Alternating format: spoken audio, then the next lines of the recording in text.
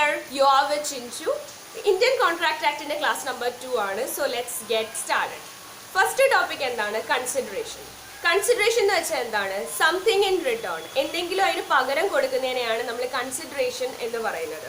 It could be anything. അത് എന്ത് വേണേയാകാം, but it should be of some value. അതിനൊരു മൂല്യം വേണം, അതിനൊരു വാല്യൂ കാണണം, എന്നാലേ അത് consideration ആവത്തുള്ളൂ. Okay? Consideration ഒരുപാട് കണ്ടീഷൻസ് ഉണ്ട്. ഇന്നതാകണം, ഇന്നതാകൽ എന്നൊക്കെ ഉണ്ട്. ആ കണ്ടീഷൻസ് ഓരോന്ന് നമുക്ക് പഠിക്കാം. First condition is consideration should be at the desire of the promisor. എപ്പോഴും കൺസിഡറേഷൻ എന്തായിരിക്കണം, എത്രത്തോളം ആയിരിക്കണം എന്ന് ഡിസൈഡ് ചെയ്യേണ്ടത് പ്രോമിസർ ആണ്.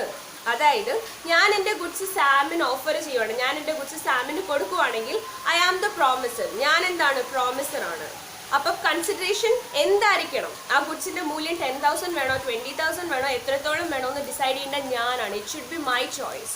ഡിസൈഡ് എന്ന് വെച്ചാൽ എന്താണ്? എൻ്റെ ഇഷ്ടം, എൻ്റെ ചോയ്സ്, എൻ്റെ താല്പര്യമായിരിക്കണം. അതാണ് first point. Second point is consideration move from promisee or any other person. എന്ന് വെച്ച് കഴിഞ്ഞാൽ കൺസിഡറേഷൻ തരുന്നത് പ്രോമിസി തന്നെ ആകണമെന്നില്ല. ഞാൻ സാമിന് ഗുഡ്സ് കൊടുത്തെങ്കിൽ ആ 10,000 റുപ്പീസിനാണ് കൊടുത്തെങ്കിൽ ആ 10,000 റുപ്പീസ് സാം തന്നെ എനിക്ക് തരണമെന്ന് യാതൊരു നിർബന്ധമില്ല. It could move from any other person. അത് സാം തരാം, സാമിൻ്റെ ഏതെങ്കിലും റിലേറ്റീവ്സ് തരാം, അല്ലെങ്കിൽ ഫ്രണ്ട്സ് തരാം, ഓർ ഈവൻ എ സ്ട്രേഞ്ചർ, ഏതെങ്കിലും സ്ട്രേഞ്ചർ വേണമെങ്കിലും തരാം, ആർക്ക് വേണമെങ്കിലും തരാം. ഇന്ന ആൾ തന്നെ കൺസിഡറേഷൻ തരണമെന്ന് ഇല്ല. അതാണ് സെക്കൻഡ് കണ്ടീഷൻ. തേർഡ് എന്ന് പറയുമ്പോൾ കൺസിഡറേഷൻ പാസ്റ്റോ പ്രസൻറ്റോ ഫ്യൂച്ചറോ ആകാം, ഇതിലേത് വേണമെങ്കിലും ആകാം. ഓക്കെ, ഞാനിപ്പോൾ സാമിന് ഗുഡ്സ് കൊടുത്തപ്പോൾ തന്നെ ആ ടൈമിൽ തന്നെ എനിക്ക് തിരിച്ച് കൺസിഡറേഷൻ തന്നു, അതിൻ്റെ പേയ്മെൻറ്റ് തന്നെങ്കിൽ അത് പ്രസൻറ്റ് കൺസിഡറേഷൻ ആണ്. ഗുഡ്സ് കൊടുത്തതിന് മുന്നേ അഡ്വാൻസ് ആയിട്ട് തന്നെങ്കിൽ അത് പാസ്റ്റ് കൺസിഡറേഷൻ ആണ്. ഇനി ഗുഡ്സ് കൊടുത്തു പിന്നെ കുറേ കഴിഞ്ഞ് 1.5 മാസമൊക്കെ കഴിഞ്ഞിട്ടാണ് എനിക്ക് പേയ്മെൻറ്റ് തരുന്നെങ്കിൽ ഫ്യൂച്ചർ കൺസിഡറേഷൻ ആണ്. ഞാൻ റിപ്പീറ്റ് ചെയ്ത് പറയുന്ന ഒരു കാര്യമാണ്, എക്സാമ്പിൾസ് എല്ലാം റാൻഡം ആണ്, ഞാൻ ക്രിയേറ്റ് ചെയ്യുന്ന എക്സാമ്പിൾസ് ആണ്. So rather focusing on the examples, go with the concepts. Okay, പിന്നെ കൺസിഡറേഷനെ പറ്റി നമുക്ക് എന്തൊക്കെ പറയാം? Consideration need not be adequate.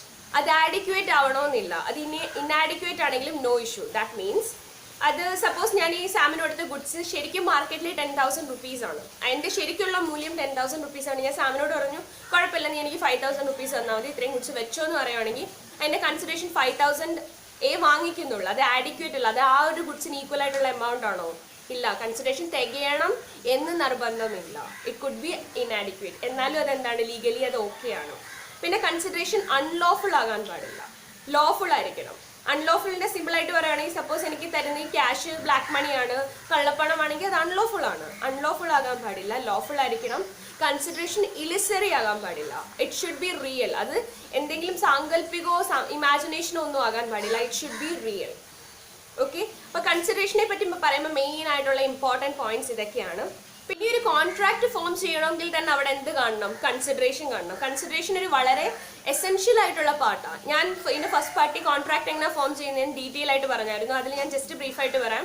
ആദ്യമേ ഞാൻ സാമിന് ഓഫർ കൊടുത്തു, സാം അത് അക്സെപ്റ്റ് ചെയ്തു. സാം അക്സെപ്റ്റ് ചെയ്തപ്പോൾ അവിടെ പ്രോമിസ് ഉണ്ടായി. ആ ഗുഡ്സിന് ഞാനൊരു 10,000 റുപ്പീസ് ചാർജ് ചെയ്തു. അതെന്താണ്? കൺസിഡറേഷൻ. ആ പ്രോമിസിനൊപ്പം ആ കൺസിഡറേഷൻ വന്നപ്പോഴാണ് അത് എന്തായിട്ട് മാറിയ? എഗ്രിമെൻ്റ് ആയിട്ട് മാറിയത്.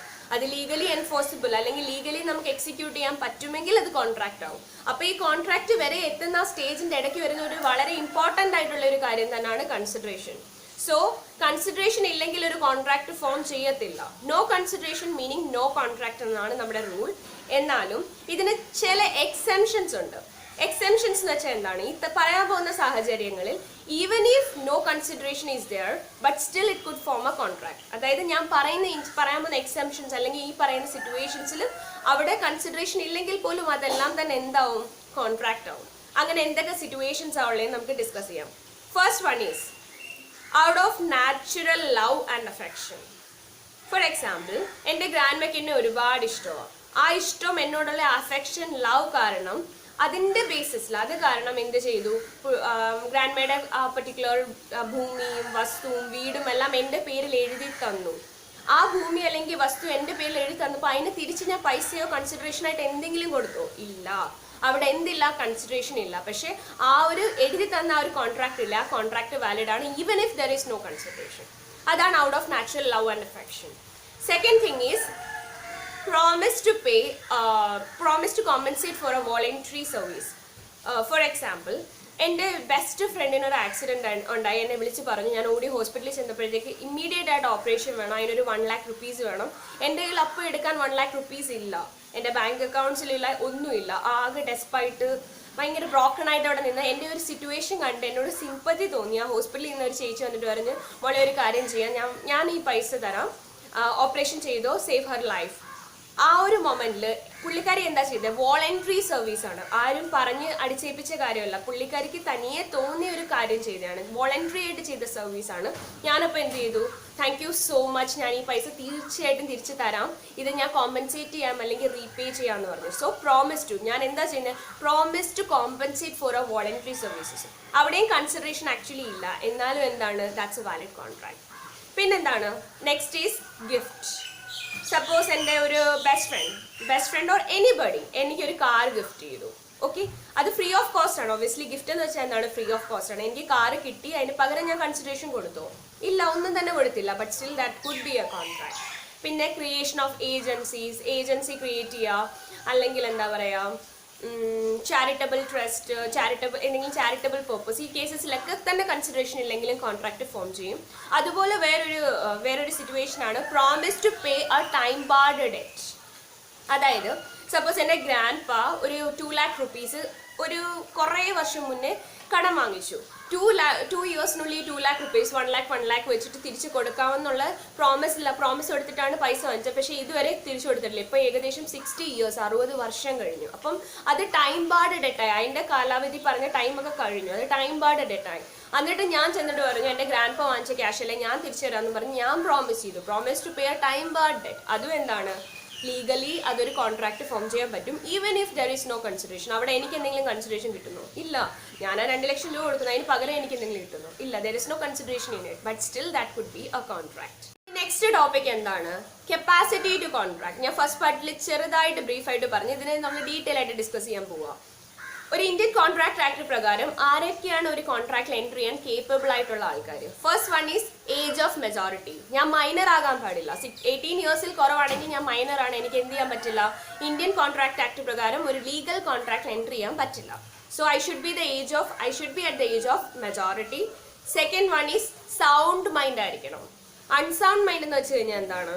മെന്റലി എന്തെങ്കിലും ഇഷ്യൂസ് അല്ലെങ്കിൽ മാനസികമായിട്ടുള്ള problems, it could be anything, disease കാരണമാകാം, അല്ലാതെ ബൈ ബർത്ത് ആകാം, എന്ത് വേണമെങ്കിലും ആകാം. അപ്പോൾ അൺസൗണ്ട് മൈൻഡ് ആണെങ്കിലും എന്ത് ചെയ്യില്ല?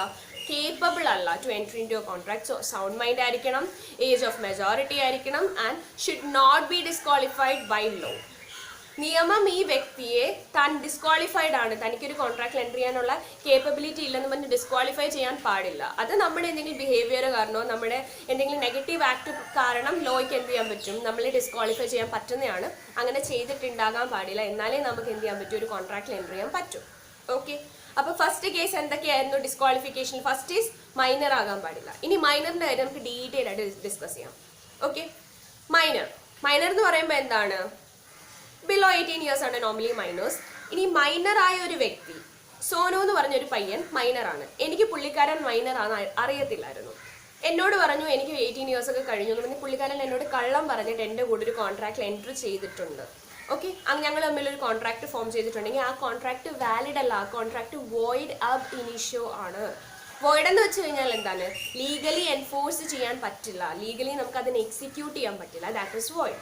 ഇനി വോയിഡ് അബ് ഇനിഷ്യോ എന്ന് വെച്ചാൽ എന്താണ്? Ab initio means from the very beginning stage. ഈ നിമിഷം ഞാനും സോനുവോട് ഒരു കോൺട്രാക്ട് ഫോം ചെയ്യുവാണെങ്കിൽ ഈ നിമിഷം മുതൽ തന്നെ അത് വോയിഡ് ആണ്. That is called to be void ab initio. അതിനെയാണ് നമ്മൾ വോയിഡ് അബ് ഇനിഷ്യോ എന്ന് പറയുന്നത്. അപ്പം മൈനറിനോട് ആരെന്ത് കോൺട്രാക്ട്, അത് മൈനറാന്ന് അറിഞ്ഞുകൊണ്ടാണെങ്കിലും മൈനറാന്ന് അറിയാതാണെങ്കിലും എങ്ങനെയാണെങ്കിലും അത് വോയിഡ് അബ് ഇനിഷ്യോ ആണ്. Okay, first point is that. Second thing, ഈ സോനു 16 വയസ്സേ ഉള്ളൂ. ഇപ്പം ഈ 16ാമത്തെ വയസ്സിൽ 2-3 കോൺട്രാക്റ്റിൽ എൻട്രി ചെയ്തിട്ടുണ്ട്. 2 വർഷം കഴിഞ്ഞു. ഇപ്പം 2 വർഷം കൂടെ കഴിഞ്ഞ് പുള്ളിക്കാരൻ 18 years ആയി, മേജറും ആയി. പക്ഷേ ഇനി 18 years ആയി കഴിഞ്ഞ് മേജറായി കഴിഞ്ഞിട്ട് പുള്ളിക്കാരൻ എൻട്രി ചെയ്യുന്ന കോൺട്രാക്ട്സിലെല്ലാം എന്ത് ചെയ്യാൻ പറ്റും? അതെല്ലാം വാലിഡ് കോൺട്രാക്റ്റ് ആണ്. പക്ഷേ ഏജ് ഓഫ് മെജോറിറ്റി, അതായത് 18 or what ever B the age, okay, age of majority attain ചെയ്ത് കഴിഞ്ഞിട്ട് പുള്ളിക്കാരൻ മൈനറായ സമയത്ത്, അതായത് ചൈൽഡ് ഓർ കുട്ടിയായിരുന്ന സമയത്ത് എൻട്രി ചെയ്ത കോൺട്രാക്ട്സിനെ റാറ്റിഫൈ ചെയ്യാൻ പറ്റില്ല. എന്ന് വെച്ചാൽ അതിനെ ശരിവെക്കാൻ പറ്റില്ല, ന്യായീകരിക്കാൻ പറ്റില്ല. കുറച്ചുകൂടെ സിമ്പിളായിട്ട് പറഞ്ഞുതരാം. ഫോർ എക്സാമ്പിൾ, എനിക്കിപ്പം 18 വയസ്സായി. എനിക്ക് ജസ്റ്റ് ആൻ എക്സാമ്പിൾ, എനിക്കിപ്പോൾ 18 വയസ്സായി. ഞാൻ 2 വർഷം മുന്നേ 2-3 കോൺട്രാക്ട്സിൽ എൻട്രി ചെയ്തായിരുന്നു. ഇപ്പോൾ എനിക്ക് 18 ഇയേഴ്സ് കഴിഞ്ഞ് ഞാൻ മേജർ ആയി കഴിഞ്ഞപ്പോൾ ഞാൻ പറയുമോ, ഓക്കെ ഫൈൻ, ഞാനിപ്പോൾ മേജറാണ്, ഞാൻ അന്ന് ചെയ്ത കോൺട്രാക്ട് റാറ്റിഫൈ ചെയ്യണം അല്ലെങ്കിൽ എനിക്ക് അപ്രൂവ് ചെയ്യണമെന്ന് പറഞ്ഞാൽ നടക്കത്തില്ല. അന്ന് ചെയ്ത കോൺട്രാക്ട് എല്ലാം വോയിഡ് അബ് ഇനിഷ്യോ, അതിനെ എനിക്ക് റാറ്റിഫൈ ചെയ്യണം. ദാറ്റ് മീൻസ് ന്യായീകരിക്കാനോ ശരിവെക്കാനോ ഒന്നും തന്നെ കഴിയില്ല. They would be void ab initio. That's the point. Okay, ഇനി സെക്കൻഡ് പോയിന്റ്. സെക്കൻഡ് ഒരു സിറ്റുവേഷൻ പറഞ്ഞുതരാം. സോനു മൈനർ. സോനു എന്ത് ചെയ്തു? ഞാനും സോനുവും കൂടെ ചേർന്ന് രാം എന്ന് പറഞ്ഞ ഒരാളുടെ കൂടെ ഒരു കോൺട്രാക്ട് എൻ്റർ ചെയ്തു. സോനു മൈനറാണ്, ഞാൻ മേജറാണ്. രാം എന്ന തേർഡ് പാർട്ടിയുടെ കൂടെ ഞങ്ങളൊരു കോൺട്രാക്ട് എൻ്റർ ചെയ്തു. അങ്ങനെ കോൺട്രാക്ട് എൻ്റർ ചെയ്ത് കഴിഞ്ഞ് ഞങ്ങൾ പേയ്മെന്റ് ചെയ്തിട്ടില്ല. ഗുഡ്സ് ഒക്കെ വാങ്ങിച്ചു, സാധനം എന്താ ആക്ട് എല്ലാ കാര്യങ്ങളും എല്ലാം ചെയ്ത് ഞങ്ങളുടെ ഭാഗത്ത് പേയ്മെന്റ് ചെയ്തിട്ടില്ലെങ്കിൽ രാമൻ എൻ്റെ കയ്യിൽ നിന്ന് ആ പേയ്മെന്റ് വാങ്ങിക്കാൻ പറ്റും, സോനുവിൻ്റെ കയ്യിൽ നിന്ന് വാങ്ങിക്കാൻ പറ്റത്തില്ല. സോനുവിനെ പിടിച്ച് ലൈബിൾ ആക്കാൻ പറ്റില്ല, പക്ഷെ എന്നെ പിടിച്ച് ലൈബിൾ ആക്കാൻ പറ്റും. സോനുവിനെ പിടിച്ച് എന്തുകൊണ്ടാക്കാൻ പറ്റില്ല? ബിക്കോസ് മൈനർ ആണ്. മൈനർ ആണെങ്കിൽ പേഴ്സണലി ലൈബിൾ ആക്കാൻ പറ്റില്ല. അടുത്ത സിറ്റുവേഷൻ പറയാം. സോനു എന്താണ്? സോനു മൈനർ ആണ്. എനിക്ക് സോനുവിനെ എൻ്റെ ഏജന്റ് ആക്കാൻ പറ്റും. ഓക്കെ, എൻ്റെ ബിഹാഫിൽ എൻ്റെ പകരക്കാരനായിട്ട് പ്രവർത്തിക്കുന്ന ആളാണ് ഏജന്റ്. ഓക്കെ, എനിക്ക് സോനുവിനെ എന്താക്കാൻ പറ്റും? എൻ്റെ മൈനർ ആക്കാൻ പറ്റും. അങ്ങനെ ആക്കുവാണെങ്കിൽ ഞാൻ പ്രിൻസിപ്പളാണ്, സോനു എൻ്റെ ഏജന്റ് ആണ്. പക്ഷെ എന്ത് കഴിയില്ല, സോനുവിനെ എൻ്റെ മൈനർ ആക്കിയാലും സോനു എന്തെങ്കിലും തല്ലിയുള്ളിത്തരം കാണിക്കുകയാണ്, അല്ലെങ്കിൽ മനഃപൂർവ്വം ചതിക്കുകയോ എന്തെങ്കിലും തെറ്റോ എന്തെങ്കിലും റോങ് ആക്ട്സ് ചെയ്യുവാണെങ്കിൽ അതിനെല്ലാം റെസ്പോൺസിബിൾ സോനുവിനെ റെസ്പോൺസിബിൾ ആക്കാൻ പറ്റില്ല. മൈനറിനെ ഒരിക്കലും പേഴ്സണലി ഒരു കാര്യത്തിനും ലയബിൾ ആക്കാൻ പറ്റില്ല as per the law. Okay, അതിനെല്ലാം റെസ്പോൺസിബിലിറ്റി പറയേണ്ടത് അല്ലെങ്കിൽ അതിനെല്ലാം റെസ്പോൺസിബിൾ ആയിട്ടുള്ള വ്യക്തി ഞാൻ തന്നെ ആയിരിക്കും. അപ്പൊ ഇത്രയൊക്കെയാണ് മൈനറിന്റെ കേസ്. ഇനി നെക്സ്റ്റ് പോയിന്റ് എന്തായിരുന്നു? അൺസൗണ്ട് മൈൻഡ് അല്ലെങ്കിൽ സൗണ്ട് മൈൻഡ്. അതിനെ നമുക്ക് ഡീറ്റെയിൽ ആയിട്ട് എക്സ്പ്ലെയിൻ ചെയ്യാം.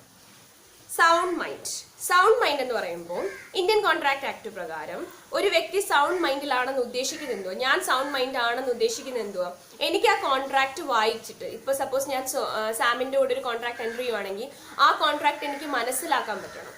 അത് ഒരാൾ ഒന്നെങ്കിൽ എനിക്ക് വായിക്കാൻ പറ്റണം, അല്ലെങ്കിൽ ഒരാൾ വായിച്ച് കേൾപ്പിക്കുകയാണെങ്കിൽ തന്നെ ആ കോൺട്രാക്ട് എനിക്ക് മനസ്സിലാക്കാൻ പറ്റണം, എനിക്ക് അണ്ടർസ്റ്റാൻഡ് ചെയ്യാൻ പറ്റണം. അത് മനസ്സിലാക്കിയിട്ട് അതിന്റെ ബേസിസിൽ ഈ കോൺട്രാക്റ്റിൽ എൻട്രി ചെയ്താൽ എനിക്ക് ഗുണമാണോ ദോഷമാണോ എന്നുള്ളൊരു റാഷണൽ ജഡ്ജ്മെന്റ് മേക്ക് ചെയ്യാൻ പറ്റണം.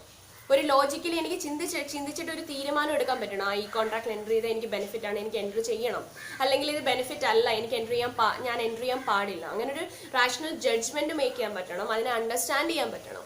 അങ്ങനത്തെ ഒരു വ്യക്തിയാണ് സൗണ്ട് മൈൻഡ് ആണെന്ന് നമ്മൾ പറയുന്നത്. അങ്ങനത്തെ ഒരു വ്യക്തിയാണ് നമ്മൾ എന്ത് പറയുന്നത്? സൗണ്ട് മൈൻഡ് ആണെന്ന് പറയുന്നത്. ഇനി സപ്പോസ് സാം സൗണ്ട് മൈൻഡ് ആണ്, അത്യാവശ്യം നല്ല ബ്രില്യൻറ്റും ആണ്. പുള്ളിക്കാരൻ നോർമലി എല്ലാ ടൈമിലും സൗണ്ട് മൈൻഡ് ആണ്. പക്ഷേ ഒരു പർട്ടിക്കുലർ സിറ്റുവേഷൻ, സപ്പോസ് ഡ്രിങ്ക് ചെയ്തു അല്ലെങ്കിൽ ഇൻടോക്സിക്കേറ്റ് ചെയ്തു, എന്തെങ്കിലും റീസൺ കൊണ്ട് ആ ഒരു സമയത്ത് ഇന്ന് വൈകിട്ട് ബോധമില്ലാതിരിക്കുകയാണെങ്കിൽ ആ ബോധമില്ലാതിരിക്കുന്ന ആ സമയത്ത് ആ സാമിന് എന്ത് ചെയ്യാൻ പറ്റില്ല? കോൺട്രാക്റ്റിൽ എൻട്രി ചെയ്യാൻ പറ്റില്ല.